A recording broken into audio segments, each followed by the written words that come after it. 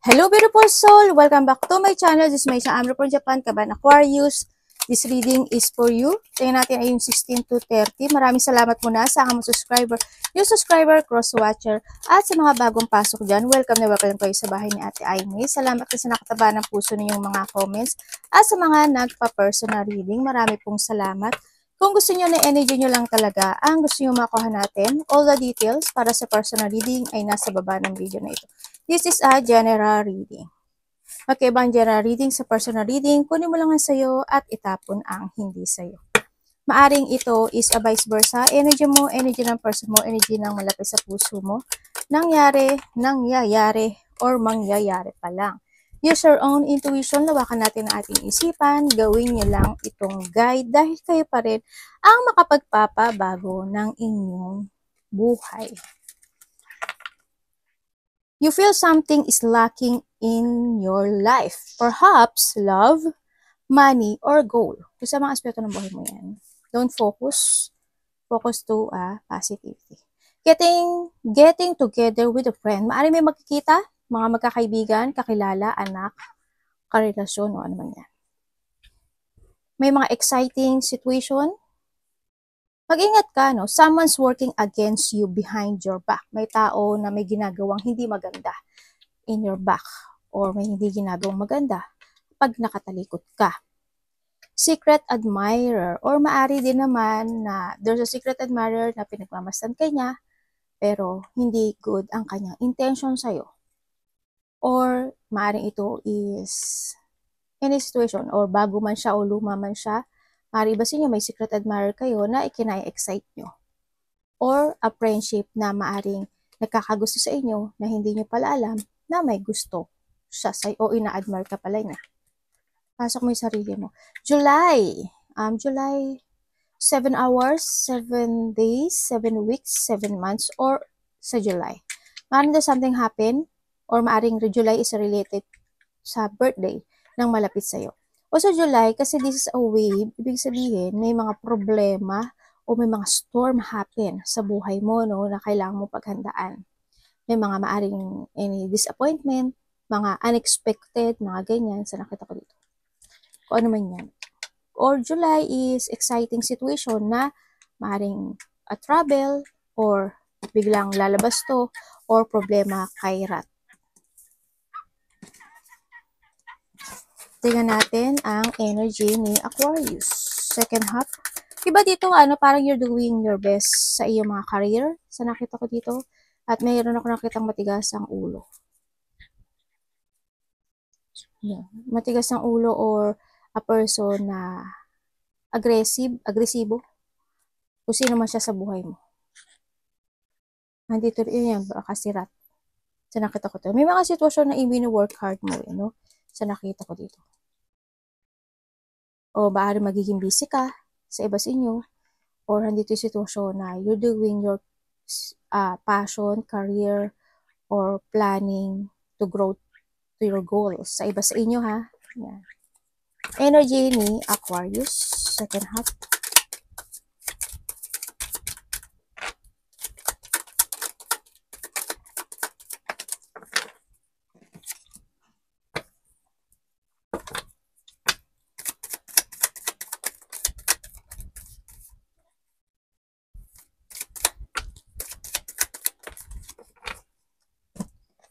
Okay, ang energy mo, sa nakikita ko sa'yo dito, is may mga bagay o sitwasyon ka na babalansihin mo. May mga bagay o sitwasyon ka na maaaring magiging more on patient ka dun sa bagay na yun. Ganun. May mga sitwasyon na pwede ka makontrol na mga magaganap mangyayari sa'yo. By this second half ng April. Ganyan. Either magtitiis ka o magtitimpi ka or may mga bagay na ibabalansahin mo na lang. Yan. May mga bagay na pwede ka makontrol. May mga tao na ako nakikita dito na a person who is on a distance, maaari na sa ibang lugar, mundo, bansa, or ibang baryo man siya sa nakita ko dito na maaari itong tao na to is may pangako siya o magkakaroon ng pangakuan na hindi matupad. A broken promises. Maaring may mag-break ng promises sa'yo sa nakita ko. Or you break a promises, ha? And then, sa point tayo, magiging patient ka doon at parang gusto mo lang, okay lang, para maging kalmado ka lang. Ganun. May mga, sana walang mga abuso sa'yo dito. Ganun. Sana walang maabuso, mambastos,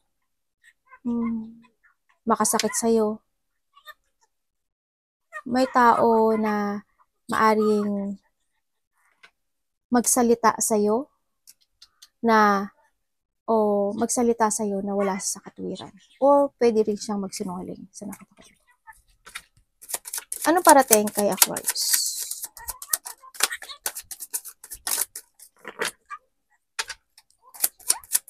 May taong nang aapi yan. Ay, sorry.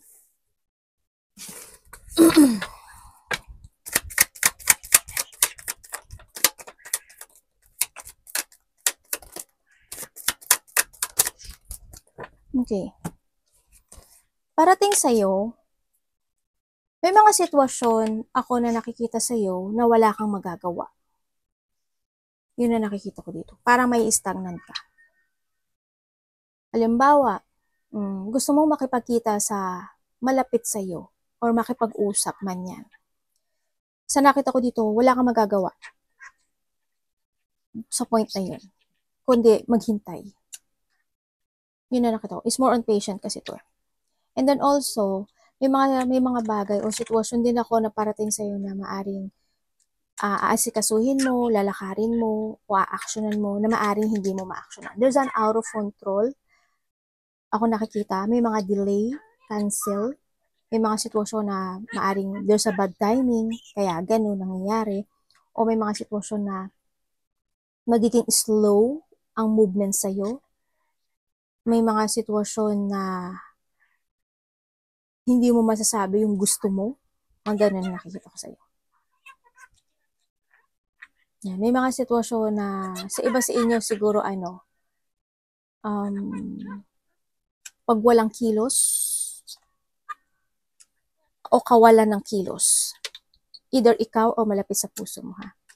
Yan, maaring may mga ayaw kumilos, o kaya may mga sitwasyon na hindi mo kayang i-end sa buhay mo. Yun na nakikita ko. Hindi naman lahat, pero may nakita akong ganun na may mga sitwasyon na hindi mo kaya pang i-end sa ngayon. Yun na nakita ko dito. Also, ikaw or malapit sa puso mo, may mga pananakit, no? Hindi ko alam kung kalamnan o muscle o kaya naman is may tao na there's a dental clinic. Ako nakikita. Maaring may magpapadental o kinakailangan na magpa-dental. O kung sino man yan sa buhay mo. Ano dapat iwasan ni Aquarius?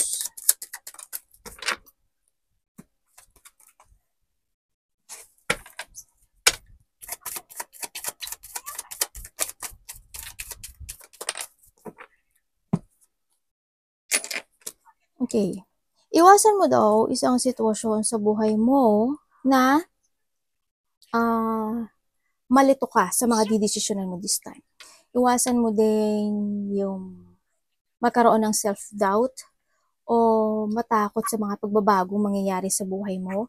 Iwasan mo rin yung hindi ka makapag-desisyon sa mga tatahakin mong path this time o goal man this time.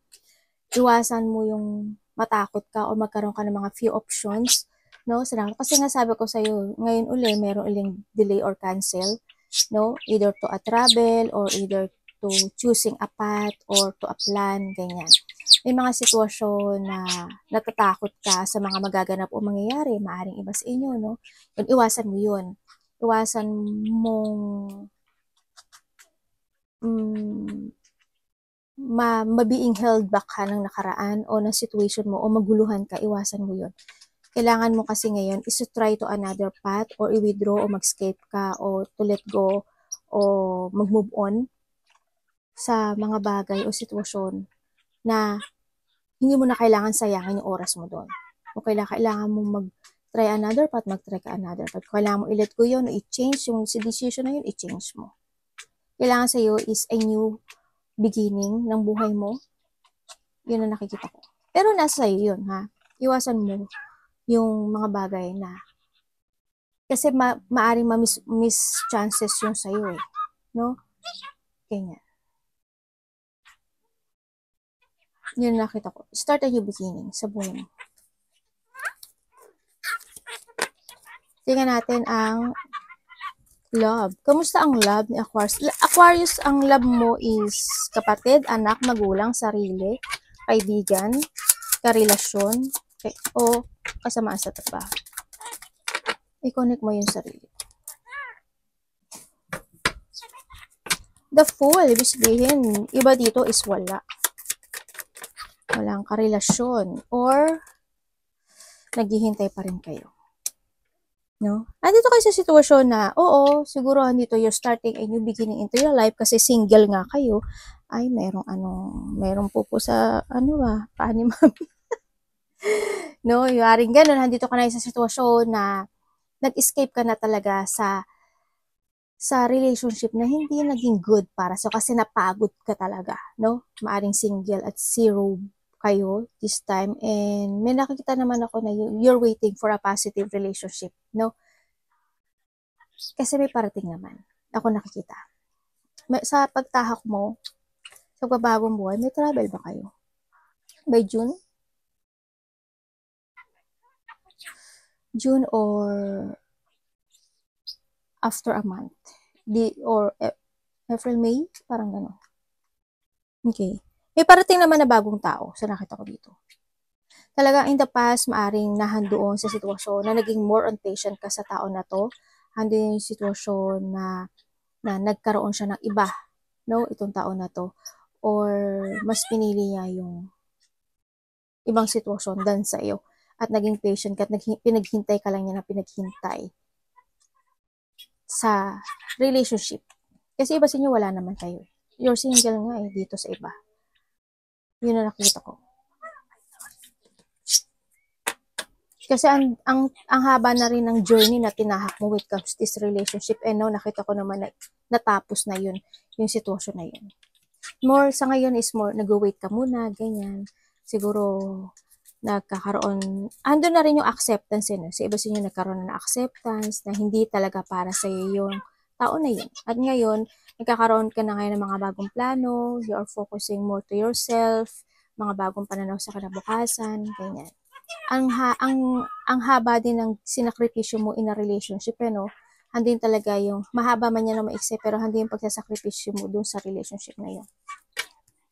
Kamusta yung money ni Aquarius?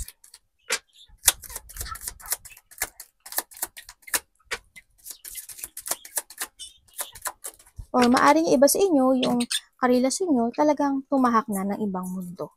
O nawala na sa buhay niyo. Namatay, ganyan.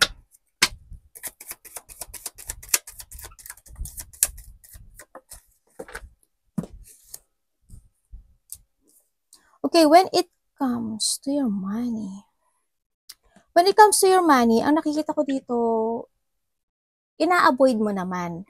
May mga sitwasyon na ina-avoid mo, maaring yung paggastos o may mga ina-avoid ka para maprotekta mo yung money mo sa nakita ko dito. Pero dumadating talaga yung time na nagiging disorganized ka or may mga maling action o may mga maling nanggaganap, nangyayari dito. Sa ngayon kasi hindi ko nakikita yung pagkakaroon ng matatag na money or pagkakaroon ng tamang pagpapasya o desisyon sa money mo ngayon.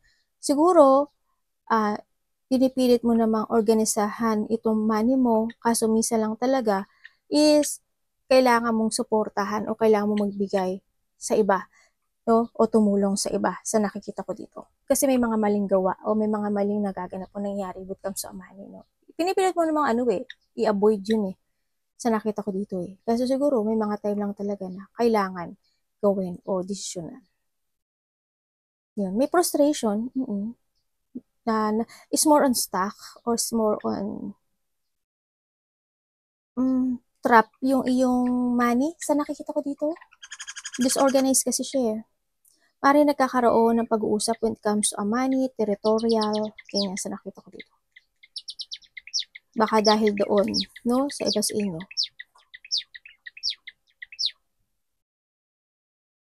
Yun. Sana maging organized, ano, kasi medyo magulo yung money mo this time. Baka may susuportahan ka, may pagbibigyan ka ng money, ganyan, o may paglabas ng money. Ako nakikita. Tingnan natin ang iyong health. Sa health, isa lahat, no?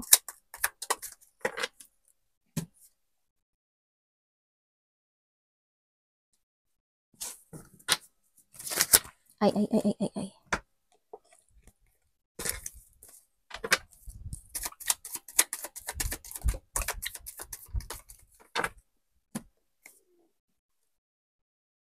Okay, when it comes to unhealth, sa nakikita ko dito, siguro thinking lang.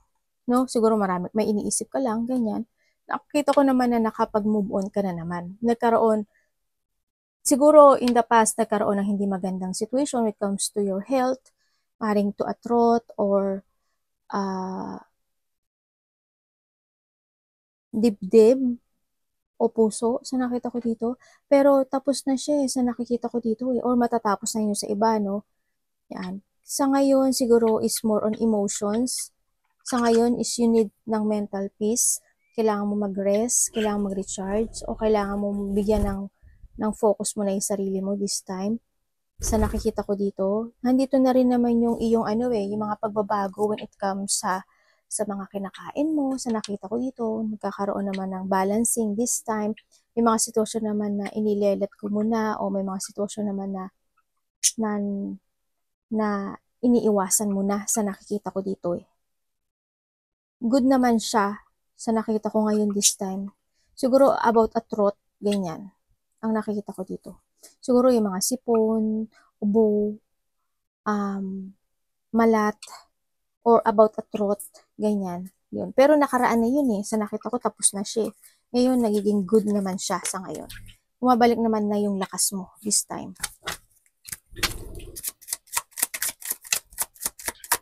Any opportunity.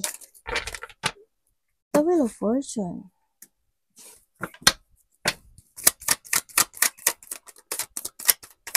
Ay, ano ba yan?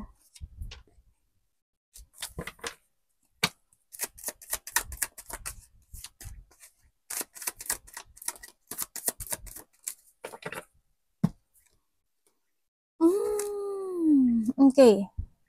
May mga pagbabago mangyayari sa'yo, no? Sa nakita ko dito, may mga biglaang magaganap o mangyayari o naganap na or maaring yung is magtatapos na sa nakita ko dito. Magkakaroon ng kawalan ng pagkakaisa, magkakaroon ng mga puot, o galit, o may mga hindi pagkakatugma ng isang energy sa isang tao, may hindi magkakasundo, may either conflict, may imbalance situation o imbalance na happen sa buhay mo, may taong magiging makasarili o sakim, may mga biglaan lang yun pero ang nakikita ko dito, maaring sa iba is magtapos na itong sitwasyon na to.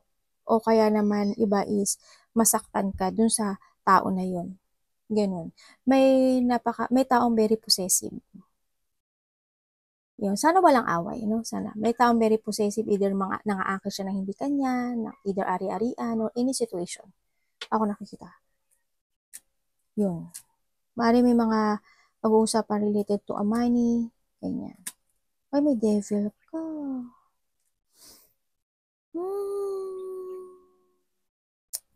May mga sitwasyon na hindi mo kayang i-let go, no? This time, sa nakikita ko dito, may hindi pa natatapos o hindi pa na-let kong situation. Tandaan mo, you have a knowledge to change your destiny sa nakita ko dito. Advice.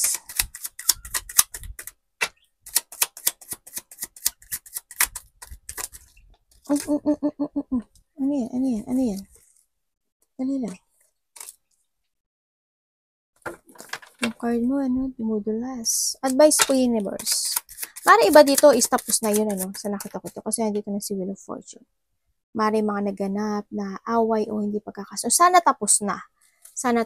Pero, maaring this week kasi, or a second half this second half month kasi maaring may mga biglaang mangyari na ganun ang mangyari. May tao na hindi kayo magkatugma ng energy.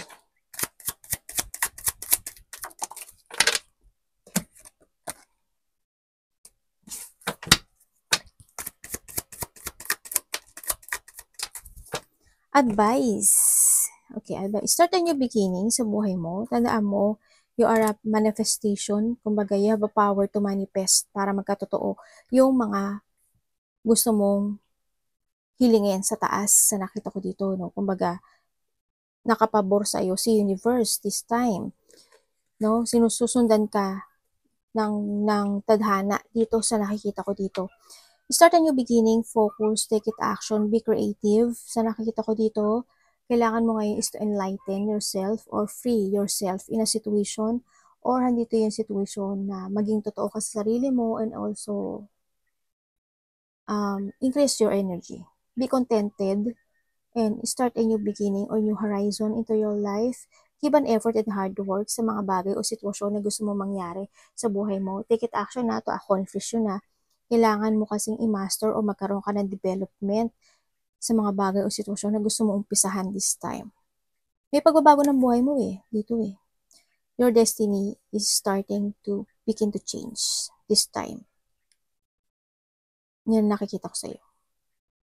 May mga sitwasyon na magtatapos. Either iba sa inyo is panibagong trabaho, panibagong landas na tatahakin, ganyan.